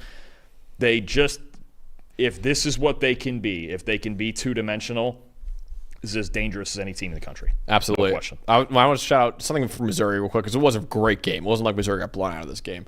Their offensive line really came to play against South Carolina, against one of the best defensive lines, one of the probably 3 to 5 best defensive lines that we have in college football. And Missouri held their own on the offensive line. They had a 79 run blocking grade as a team. Nate Noel had 150 rushing yards and only broke 1 tackle, Dawn, in this game. They averaged 2.2 yards before contact per carry. So the offensive line was moving people in the run game. And then in pass protection, where South Carolina has dominated in their pass rush this year, they had a 70.1 pass blocking grade. They had 1 sack allowed, 1 hit allowed, 10 pressures allowed on 35 pass blocking snaps. The only other offense that had 70-plus grades in pass blocking and run blocking against South Carolina this year was Alabama. We consider to have one of the better offensive lines in college football. So really great job by Missouri's offensive line, especially considering, Dawn, Connor Tollison, their superstar center, is not playing anymore. He wasn't playing in this game especially. So without your star player in Connor Tollison at center, this offensive line still played really, really well in a tough environment as well, where your center is calling out protections all the time as well. And they had a backup center in there, and they still did a great job against in a great environment against one of the best D lines in the country, and the Missouri O-line came to play. Just a fantastic football game between two good teams, and I really like the effort Missouri showed as well in this game. I mean, it's been a tough season for them. There's been a lot going on. We talked about sideline demeanor and losses and, maybe injuries and just a lot that hasn't gone right for Missouri. And I think they got nothing to hang their head over in this game. This was just a fantastic football game. Absolutely. So one other fantastic football game we're going to talk about, the last game we're talking about, is Clemson taking down Pittsburgh 24-20. What was basically an elimination game in the ACC. Let's go over the highest grade players, starting off with the Clemson Tigers. TJ Parker, the edge defender, I'll talk about him in just a second, 91.5 grade for him. RJ Mickens, the safety, 77.8. Barrett Carter, the linebacker, 77.1. Antonio Williams, the wide receiver, 76.6. Jaheim Lawson, the edge defender, 75.3. And Cade Klubnik with an 80.1 grade in the win. For Pittsburgh, their highest grade players, linebacker Rasheem Biles was their highest grade player at 81.1. Donovan McMillan, the safety, 77.9. Another linebacker, Brandon George, 77.3. And another linebacker, Braylon Lovelace, at a 75.7. 3 of their 4 highest grade players, Dolan, were linebackers in this game. With the other one, Nate Matlack, 74.8. So 4 of the 5 were in the front 7 for Pitt in this one. And Nate Yarnell, the backup quarterback in this one, because Eli Holstein was out with an injury. Nate Yarnell with a 73 grade in the loss to Clemson. Dolan, for you, what was the stat that told the story? Yeah, I think as we got especially later in this game, and even though they made the comeback and they were down 10 and then they went up 20-17, Pittsburgh and just the number of self-inflicted wounds in this game. I mean, 13 penalties totaling 100 yards, 6 of those penalties in the fourth quarter. That goal line sequence where they were 3rd and goal, I believe from the 2, and then they had, a false start, and then a delay of game, and then another false start, and it killed that drive, and they had to kick a field goal instead of scoring a touchdown, made it 17-10. And then it just, the clock management on the last drive, Pat Narduzzi didn't know whether they got a first down on one play or not. There was a half yard short, and the clock was running, and there wasn't a timeout called because he thought he got a first down. Then you had, Nate Yarnell, you mentioned it. He made 2 big-time throws. Neither of them were caught, right? They had 2 turnovers in the game. I mean, it was just it just became this, especially in the fourth quarter, this comedy of errors from Pittsburgh. And then you mentioned, the game-winning touchdown from Cade Klubnik. Just nobody behind a blitz that they had sent, and Klubnik just goes right through him on a draw. And just bad angle from the safety, 50 yards, and a bad angle from the safety. And look, you always earn your wins, and Clemson earned the win, and they made one more play than Pitt did to win this game, especially with the Klubnik rushing touchdown at the end. But Pitt beat themselves in this game. They had every opportunity to win this game, and I know they fell behind 17-7. But this fourth quarter, to me, just became about how many different ways can Pitt trip up over themselves, and that's I thought that's where it went. And there's a couple of guys. There's some guys for Clemson again who played really well. I don't want to take anything away from them, but Pitt had every opportunity to win this game, and they didn't. That goal line sequence in the fourth quarter was insane. That was crazy. It's just one of the crazier things I've ever seen. You're on the 1 yard line, and you go. I think it was delay of game, false start, delay of game. Yeah. Something like 3 pre-snap penalties. You go from the 1 to the 15-yard line. You can't beat a team like Clemson doing things like that. Yeah. When you're at the 1 and they had all the momentum going. Yarnell was making throws. They had all the momentum before that, and that kind of killed it a little bit. And they still found a way to get a lead. And it just represents just, again, 13 penalties for 100 yards just kills you. Just going from the 1 to the 16 without running a play is just insane. Yeah. Like that's as bad as it gets, honestly, for Pitt in this one. Dalton, my stat to tell story is that Cade Klubnik accounted for all but 17 offensive yards in this game for Clemson. He was the only source of offense overall for the Tigers, both on the air and on the ground. 72 rushing yards, obviously that game-winning touchdown to go along with 288 passing yards and 2 touchdowns, 3 big-time throws, no turnover-worthy plays. Actually tied a career high for big-time throws for Cade Klubnik, and also obviously tied career low with 0 turnover-worthy plays as well. Cade Klubnik was outstanding in this win over Pitt, and really, Dawn, a guy that you talked about being key for Clemson to win this game, Phil Maffa. How about this stat? Ready? Negative 1.3 yards before contact per carry. Negative 1.3 for Phil Maffa. He had 17 rushing yards, and he had 39 yards after contact. He had more than double of yards after contact than his actual rushing yards. He had negative 22 yards before contact. Dawn, 229% of his yards came after contact. 229%. That doesn't even register. That doesn't even make sense. I remember you and I were watching in my apartment. We were looking through the stats. I was like, dude, this makes no sense. Well, we watched it, and they blitzed every play. Right, and I was just going to say that with Pitt, and again, I thought it was going to be the right idea, run right at them, right? Yeah. But Pitt decided, okay, no, they blitzed. It felt like they blitzed every first down. Yeah. Every first down, there was 6 guys just coming screaming, and they were like, no, we're actually just not going to let you do that. Yeah. You're going to beat us with Cade Klubnik. Yeah. Fine. And you know what? They chose that fate, and it darn near worked. I mean, it's not, he did at times beat him with his arm, and obviously the big draw at the end, but it did work for a lot of this game. And there was a heavy stretch in the second half of this. Wasn't it the 7 at the end? That was the only points Clemson scored in the second half. Is that right? I think so, yeah.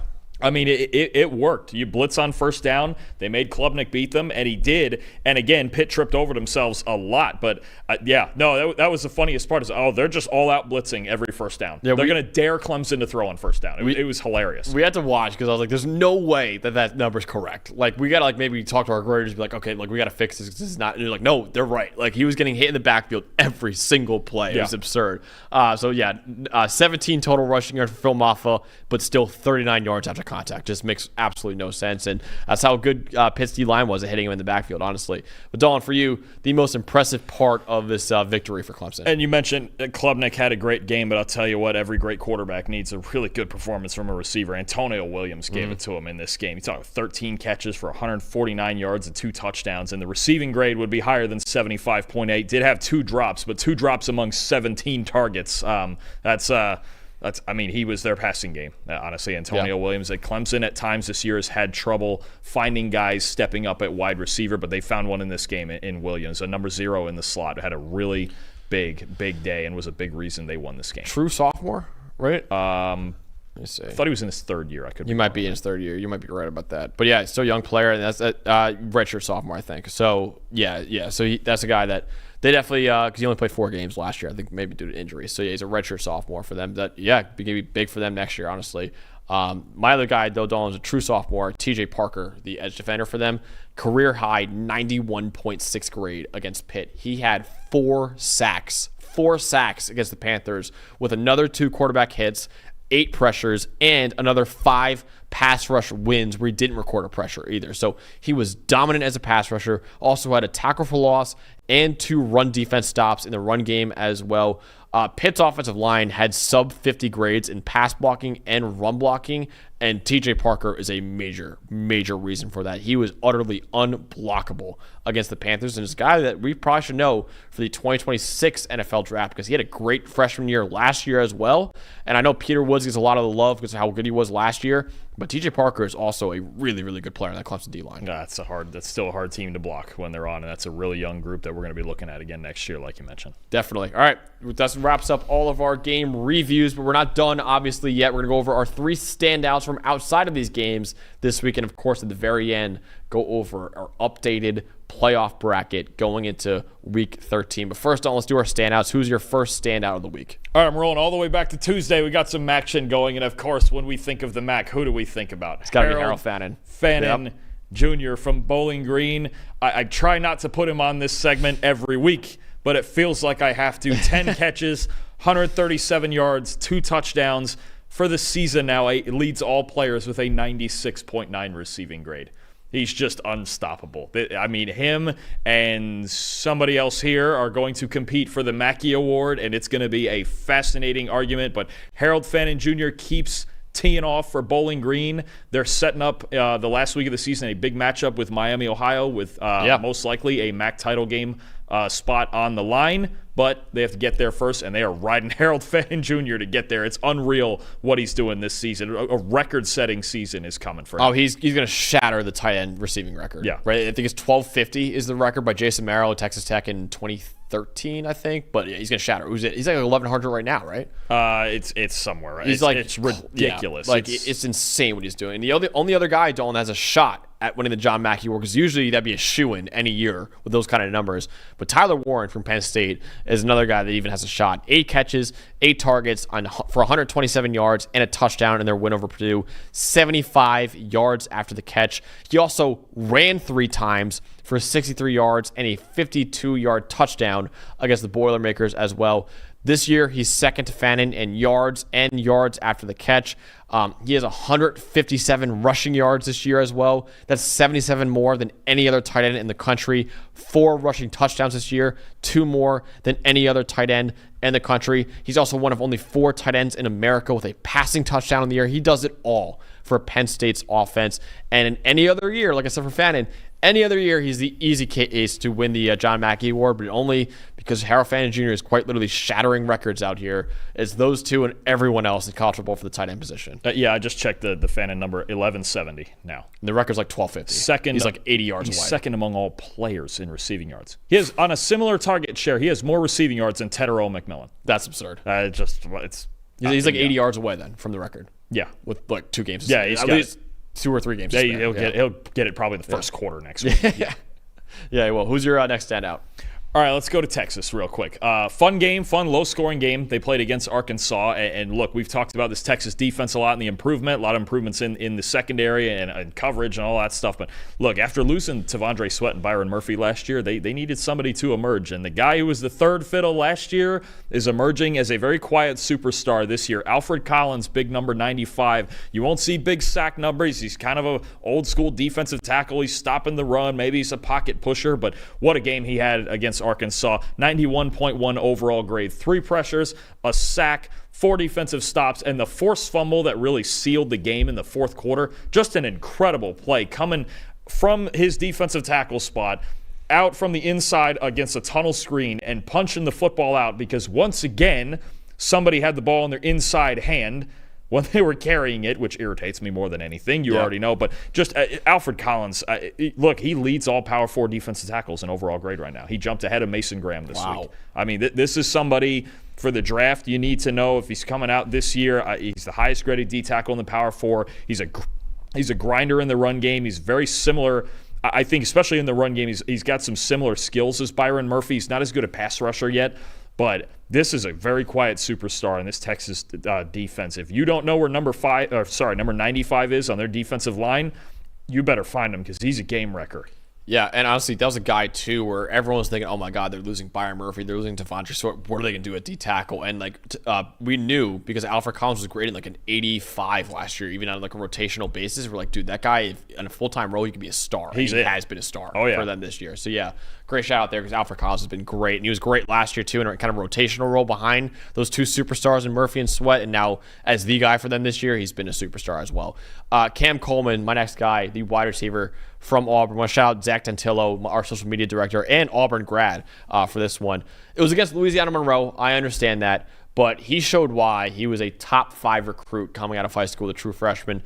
8 catches, 8 targets, 108 yards, and 3 touchdowns. Dalton, a filthy one-handed touchdown on the last one. A Beckham-esque touchdown. Disgusting. And I said this, and I think we actually posted the graphic already on PFF College.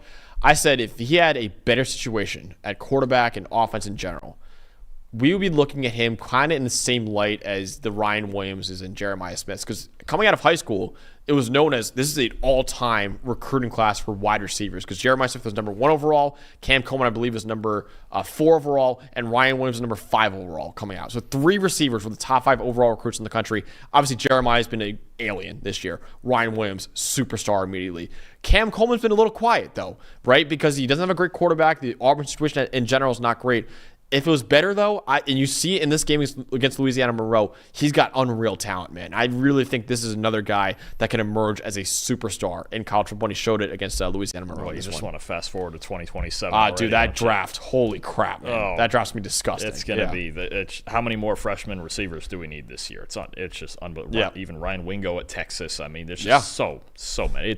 This is going to turn into. Who's the Iowa guy? Vanderzee? Vanderzee, yeah. I like him, too. He's a good one, too. We got love that this true freshman receiver class. It's great when there's an Iowa true freshman receiver making waves. Yeah, absolutely. Everyone's got one right 2027. Everyone but Penn State apparently has got a great true freshman receiver. Apparently, got to recruit. You're always talking about recruiting. You gotta do it. Anyway, who's your last standout? Oh, a guy that made me very happy late last night. Late last night when everyone was watching Kansas BYU, there was another upset we had. We had New Mexico, the Lobos, taking down number 18 Washington State. They were a plus 400 money line, and I was crazy enough to take them with my upset pick, and they found a way to do it. I told you they could run the ball on Washington State, and their quarterback, Devin Dampier, went and did it. First of all, 174 passing yards and a touchdown. Running the ball, 28 carries, 193 yards, 3 touchdowns, including the game winner. Got New Mexico their first win over a ranked team since 2003. Wow. And they have won, after starting 0-4, they've won 5 of their last 7 games, and if they beat Hawaii next week, Bronco Mendenhall has the Lobos in bowl-eligible position. Which has not happened in how long? I got to find it. That right I didn't see. It's been I remember looking them up. They've had a rough go of it. It's lately. been a rough go of it for New Mexico, but Bronco Mendenhall, who's been a great coach for a long time, we know how good he's been. 2016. First, they're looking, if they beat Hawaii next week, they're looking at their first bowl game since 2016. They've won 5 of their last 7. And we knew even early in the year when they started 0-4, we're like, man, this team can score. They need some work on defense, but they can score. They can really run the ball. Again, Devin Dampier, Eli Sanders in the backfield is a problem. I thought it might be a problem against Washington State, and they got a big win over the 18th ranked team in the country at home. Huge win. Biggest win in honestly 20 years for New Mexico. It was their first ranked win since 2003. If you could take a guess for the last 4 bowl games that New Mexico has played in, there's been one game, the same game the last 4 times. What is that bowl? Do you know? Is it the New Mexico Bowl? It's the New Mexico Bowl. They don't even give him a fun. They don't even give him a fun trip. Let him leave the state. Poor guys. Pick something else for them. These poor guys are probably just taking a bus to the bowl game, where everyone else is like a vacation. Send them to the Bahamas, anywhere. Send them anywhere out of state. Last 4 bowl games for New Mexico is the New Mexico Bowl. Well, they got to beat Hawaii first. They got to beat that, and then. But if they beat Hawaii, send them anywhere out of. Let them leave the state. They don't need to be stuck there. Oh, it's so good. That's so good. Yeah, great year for them, honestly, though. They already 5 wins is more than they've had over the last 7 years, 8 years. So insane year for New Mexico. And Devin Dampier Don't want to talk too much about portal stuff yet, but that could be a guy if he enters the portal that could be a major name to know. Yeah, how the NIL stuff goes or whatever. But if he manages to stay, I'll tell you what, they could be a force in the Mountain West. Absolutely. My last guy, I want to shout out Mike Green from Marshall. So shout out to Connor Rogers for this because he's been kind of hyping up on NFL Stock Exchange, our sister channel, the NFL Draft Show for PFF. Go check it out. He's been hyping up since the summer, honestly. This guy is a really good player. And, consensus-wise, he was not even a draftable player on the consensus board going into the year. Dalton, this guy, Connor said he's a top 50 player for him right now. And Connor even said in the episode, he might sneak into my back half of the first round this year. An edge defender from Marshall might sneak into the back half of the first round, and for good reason too, because he has been dominant for the Thundering Herd this year. 9 pressures, 2 sacks on 40 pass rushing snaps against Coastal Carolina, 5 other pass rush wins as well, 2 run D stops, and a tackle for loss. He is the highest graded edge in college football this year with a 92.2 grade, and this isn't new either. Last year, he had a 90-plus PFF grade as well. So he goes from a guy who was UDFA to now, I would say, a pretty solid day 2 pick in the NFL draft. And looking at Connor and even Trevor saying as well, maybe a back end of the first round kind of pick as well from Mike Green. He has been dominating for the Thundering Herd over the last 2 years. The former Virginia transfer, Mike Green as well. So I shouted him out already a couple times on this segment, but every single week he is just dominating out there. How about second in run defense grade as well? Yeah. That's a thing. I haven't done the full deep dive on him yet. I knew he was really good, and I couldn't imagine last year trying to block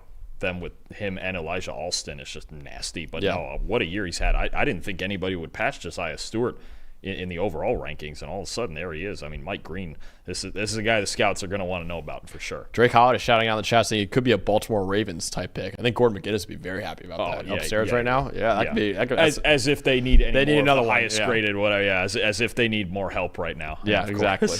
That wraps up, though, our standouts for the week. Now let's get into the college football playoff picture heading into a very pivotal Week 13. So let's go over the 4 teams that will have a bye currently right now. Oregon, number 1, pretty obvious.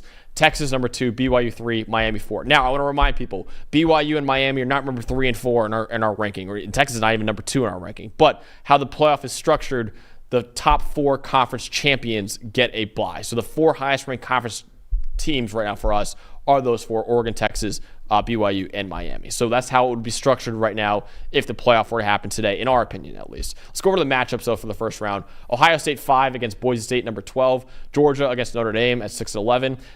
Penn State against Ole Miss at 7 versus 10. And Indiana versus Alabama at 8 versus 9. Before we dive into it even more, Dawn, let's go over to the first 4 teams that just missed. Tennessee, Texas A&M, SMU, and even South Carolina. Even with 3 losses this year, Dawn, what they've done I thought was good enough to put as one of the first 4 teams that just missed out of the college football playoff picture right now. But I want to talk about the ordering of the SEC right now, outside of Texas, because I think everyone would agree that they probably would be the highest ranked team. It's the only 1-loss team in the SEC. But it's a mess right now because obviously Georgia lost to both Alabama and Ole Miss, but also Alabama lost to Tennessee. And Ole Miss, has lost some bad ones as well to LSU, who doesn't look great right now, in Kentucky, right? So to me, I understand head-to-head's important, but when everyone's beating up on each other, I was like, okay, let's just look at the resume and just take away the head-to-head for a second. And I thought Georgia's resume was pretty clearly the best out of all of them, right? I think they beat Tennessee, they beat Texas, they beat Clemson earlier in the year as well. So I thought that was the best of the SEC. I understand the argument that, hey, Bama and Ole Miss beat them. Ole Miss beat them convincingly as well. But with everyone beating up on each other, and if you want to do head-to-head, you literally could not make a ranking then if you want to do everything head-to-head. So that's why I personally went with that. But do you disagree with that? I understand either way. But no, I could see it. There's a lot of splitting hairs with it. And I think the interesting part to me is we're getting to where the math is telling us that there's going to be 4 SEC, probably 4 Big Ten, we think, because the committee clearly really respects Indiana.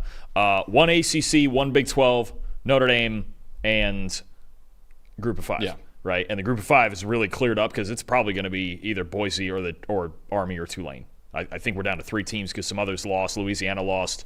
A team like Western Kentucky lost. We were talking about UNLV earlier in the year. Colorado State's looking like they're going to be the team that's going to play Boise because they're undefeated in conference still. So that could be a different dynamic than Boise having to play UNLV. But I think it's clear that you mentioned 3 of those first 4 teams out in the SEC.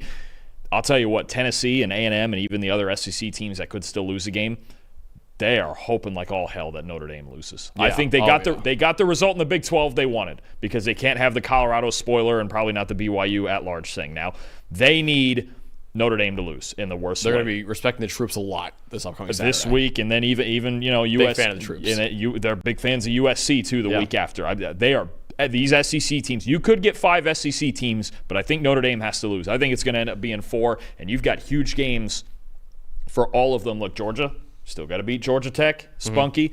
Tennessee, going to Vanderbilt, I believe. They're at Vanderbilt the last game of the season. Not easy. I don't think that's not the team you want to play with your season on the line. Ole Miss against Lagway. Ole Miss against Florida. Yeah. Florida's got it going. There's still games. There's still chaos. And then Texas versus A&M. Yeah. And if you're Texas, don't go losing that game and be 10-2 with a softer resume than the rest of these. It's a rough year for them, but the Iron Bowl is always worth watching. It always gets weird. You never know. No matter how good or bad the teams are, it always gets weird a little bit. I mentioned a long 3 weeks in the Big 12. It's going to be a long 3 weeks in the SEC, for sure. The one thing I find interesting, too, among that group, Bama, if the tiebreakers still hold the way they did before the week started, Bama has the clearest path, though, of that group to an SEC title. The most likely outcome right now is it's going to be Alabama, if they win their last 2 games, against the winner of Texas and Texas A&M. Which, of course, Quinn Ewers would want to see Alabama again. But Bama of that group has the clearest path to the SEC title game. I think that could put them at an advantage as far as getting in, even though in yours right here you have them as the second of the 3 in that group. Yeah, and I want to talk about this scenario, too, because I think it's possible. It's not likely, but it's possible that Army goes 13-0, Boise State goes 12-1, and they both win their conference. What do you do then? Because at this point, I know we said in our playoff video a couple of days ago, we were like, oh, well, they both control their own destiny. I don't know if that's true. And I think at that point, if Army does that, Army jumps Boise State, in my opinion. Oh, man. I think it would happen. I mean, but would they both make it? I don't know. I don't know if they would. I think they would. That's put tough because Army's got the soft strength of schedule problem. Yeah, but they would beat Notre Dame and they would beat Tulane. Yeah. That's 2 better wins than Boise State's got. That's a hard one, and I think I'm curious to see where Army and Tulane end up in these rankings because they were just 24 and 25. Yeah, they're going to move up at least a couple of spots from there. So I don't know. That's a hypothetical that. Well, I guess that's part of a game that we're previewing this week now, isn't it? Yeah, you want to dive into the unreal 7 games that we got coming up. Absolutely. Army gets to go and play Notre Dame in one of the biggest games of the year. Yankee Stadium. At Yankee Stadium. Maybe Notre Dame's biggest game of the year, is it? I mean, that's how about that? Now, they took care of Navy in the first game, but we'll see where it goes. Game we're going to, biggest game of the weekend, game day, big noon, everyone. Indiana and Ohio State. We get to find out. Everybody gets to find out how real Indiana is this week, and they got a close win over Michigan 2 weeks ago. But I'll tell you what, I think it's going to be a fun game. I don't think they're going to get the doors blown off them. Indiana, Ohio State in Columbus, Colorado against a very dangerous Kansas Jayhawk team. Don't take them lightly. They can beat you. They beat Iowa State already. They beat BYU already. They're the Dragon Slayer. BYU and Arizona State, like we've been mentioning, biggest game in the Big 12. Arizona State now has not a clear path, but a path to the Big 12 title game. Also got Ole Miss playing Florida, like you mentioned. Yep. Look, Florida, same thing. Don't take them lightly. How about Penn State? Let's check in on Penn State going to Minnesota. Hey, I just told you, since week 7, Max Brosmer. Yeah, he's been on fire. Highest rated quarterback in the country.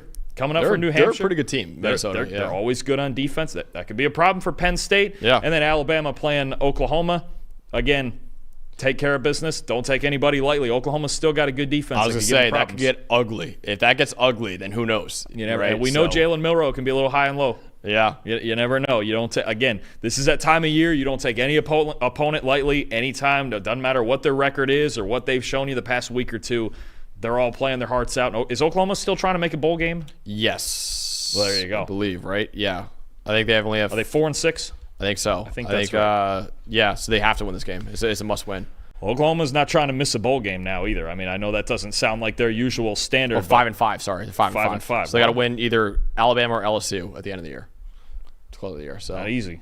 Yeah. Not easy by any means. They'd rather get it out of the way. So we've got 7 really good games for you this week. And man, I can't wait to go to Saturday. That's going to be unreal. That's going to be unreal. But a loaded Tuesday night show that we have for our Week 13 preview. Only 2 weeks left in the college football regular season. So we're going to break down all 7 of those games, plus our upset picks as well. Tuesday night at 6 p.m. That does it for our Week 12 review show, though. I want to shout out the chat once again. It was a really, really good chat again today, Dalton. And obviously our great producers back there, and Tyler and Eli as well. So, reminder, Tuesday night, 6 p.m. for our Week 13 preview show, breaking down all 7 of those massive games in college football. But for Dalton Wasserman, I'm Max Chadwick, and we'll see you guys Tuesday night at 6 p.m. Eastern Time for the Week 13 preview show.